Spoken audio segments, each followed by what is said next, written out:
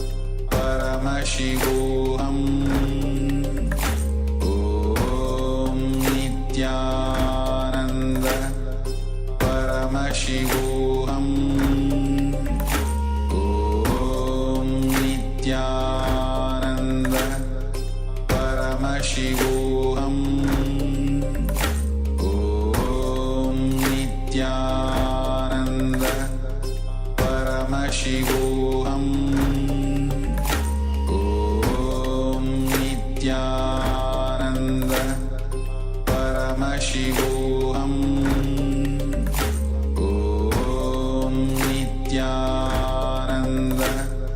Paramashivoham. Om Nithyananda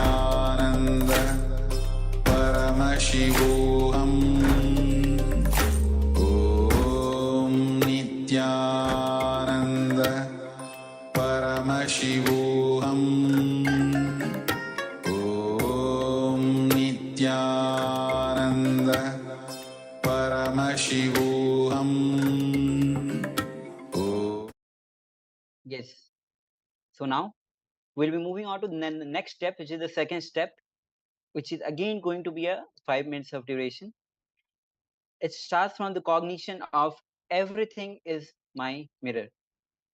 I mirror everything that is mirrored by me because I exist in everything. For example, I am also somewhere trying to prove my friend wrong. I dropped this violence. This is the second step, and there's going to be a third step, which is of 2 minutes. So both combined together will be 7 minutes. We'll be taking these two steps together, and the third step is take few minutes to declare from the space of Advaita that I can never be violated. So let's get ready. These are very important steps as you are here to transform your life. So cognize these great truths and pen down everything in detail, every feeling. So let's get ready. Paramashivoham. Om Nithyananda Paramashivoham. Om Nithyananda Paramashivoham. Om Nithyananda Paramashivoham. Om Nithyananda Paramashivoham. Om Nithyananda Paramashivoham. Om Nithyananda Paramashivoham. Om Nithyananda Paramashivoham. Om Nithyananda Paramashivoham. Om Nithyananda Paramashivoham. Om Nithyananda Paramashivoham. Om Nithyananda Paramashivoham. Om Nithyananda Paramashivoham. Om Nithyananda